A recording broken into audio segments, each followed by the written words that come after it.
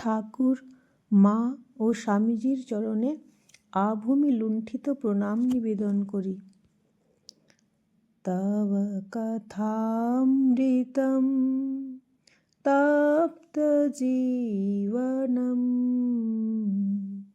কবিভিরীডিতম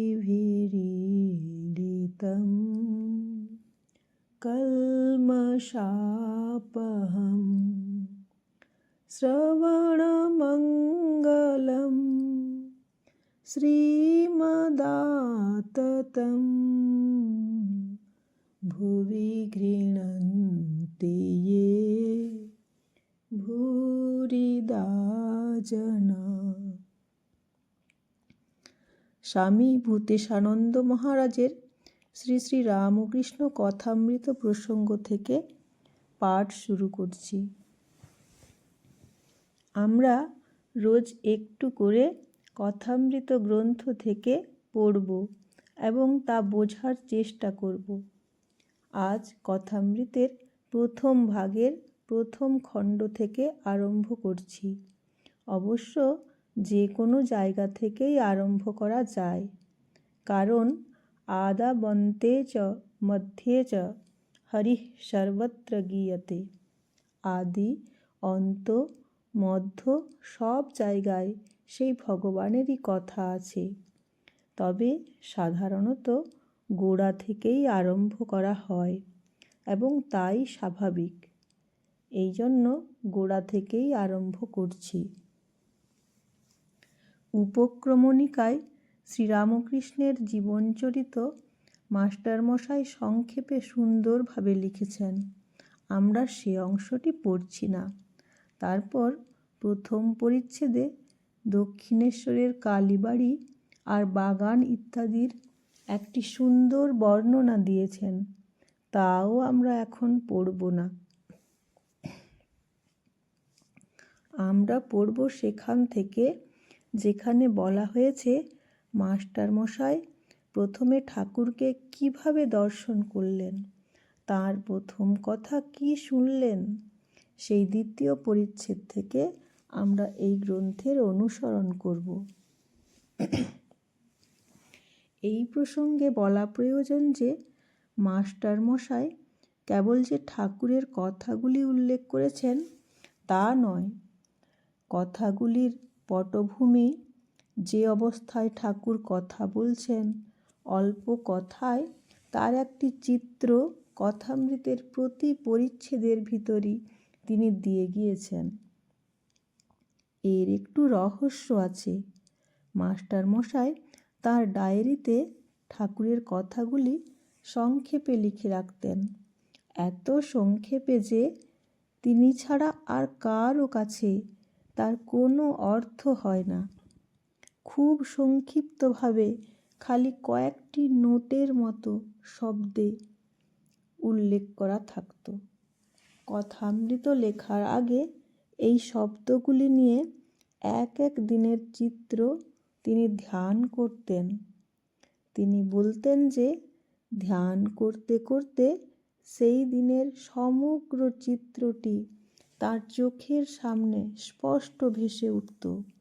যখন এইভাবে সমস্ত দিনের ঘটনাটি তার মানসপটে পরিস্ফুট হয়ে উঠত, তখন তিনি লিখতে আরম্ভ করতেন।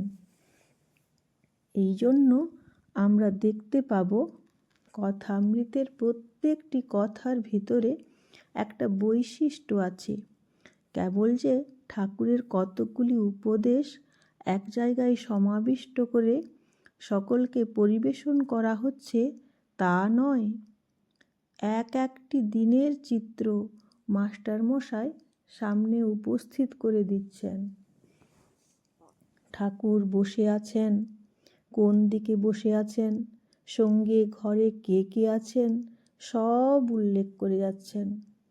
এর আগে কালীবাড়ির বর্ণনা তিনি পুঙ্খানুপুঙ্খ রূপে দিয়েছেন।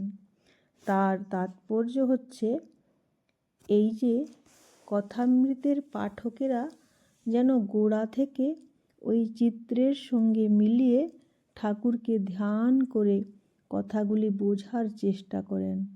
এই হলো কথামৃতের অপূর্ব বৈশিষ্ট্য। মাস্টার মশাই নিজে ধ্যানের সাহায্যে কথাগুলিকে যেন সদ্য শুনে তারপরে লিখতেন, এবং তার অভিপ্রায় ছিল যারা শুনবে বা যারা পড়বে তারা যেন সেই চিত্রটিকে চোখের সামনে দেখছে, সাক্ষাৎভাবে ঠাকুরের কাছ থেকে ঠাকুরের কথা শুনছে। এইভাবে ধ্যানের সঙ্গে সঙ্গে কথাগুলি আলোচনা করে। তা যদি করে তাহলে কথাগুলি ঠাকুরের ব্যক্তিত্ব থেকে বিচ্ছিন্ন রূপে আসবে না, তার ব্যক্তিত্বের প্রভায় উজ্জ্বল হয়ে আসবে। জীবন্ত প্রাণবন্ত হয়ে কথাগুলি আমাদের কাছে পৌঁছাবে, বিমূর্ত নৈর্ব্যক্তিক রূপে নয়। উপদেশগুলি তখন যাকে বিমূর্ত বলে তা মনে হবে না, মনে হবে ঠাকুর সাক্ষাৎ যেন বলছেন, এবং বলছেন আমাদেরই মতো লোকের জন্য। এই চিত্রটি সামনে রেখে আমরা তার চিন্তা করে কথামৃত আলোচনা করলে বহু সুফল পাব। তাই মাস্টার মশাই এইভাবে কথাগুলি বলছেন, কোনো নাটকীয় ফল লাভের উদ্দেশ্যে নয়, ধ্যানের বস্তু করে তিনি কথাগুলি আমাদের সামনে দিয়েছেন। এখানে একটি জিনিস লক্ষ্য করবার যে মাস্টার মশাই ঠাকুরের কাছে যাবেন মনে এরকম কোনো সংকল্প নিয়ে বেরোননি।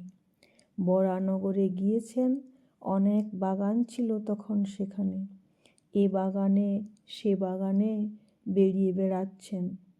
এমন সময় তার আত্মীয় সিধু, যিনি ওই জায়গার সঙ্গে পরিচিত, তিনি বললেন, গঙ্গার ধারে একটি চমৎকার বাগান আছে, সে বাগানটি কি দেখতে যাবেন?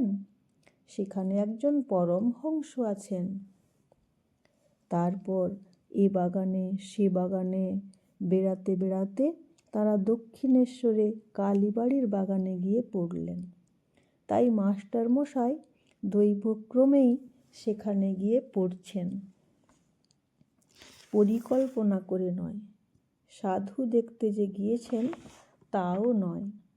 তারপর ঠাকুরের কাছে গিয়ে মাস্টার মশাই দেখলেন অপরের সঙ্গে ঠাকুর কথা বলছেন। সেই কথার এখানে উল্লেখ মাত্র করেছেন। কথাগুলির সঙ্গে মাস্টার মশাইয়ের অন্তরের কোনো যোগ তখনও হয়নি, তবে কথাগুলি তার ভালো লেগেছে।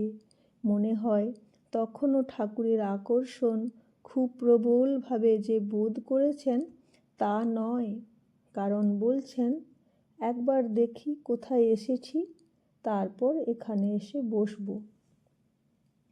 বাগান দেখতে ঠাকুরের ঘর থেকে বেরিয়েছেন, এমন সময়ে আরতির কাঁসর ঘণ্টা খোল করতাল বেজে উঠল। তাই সব মন্দিরে আরতি দেখে আবার এলেন ঠাকুরের ঘরের সামনে। দেখলেন ঘরের দরজা বন্ধ।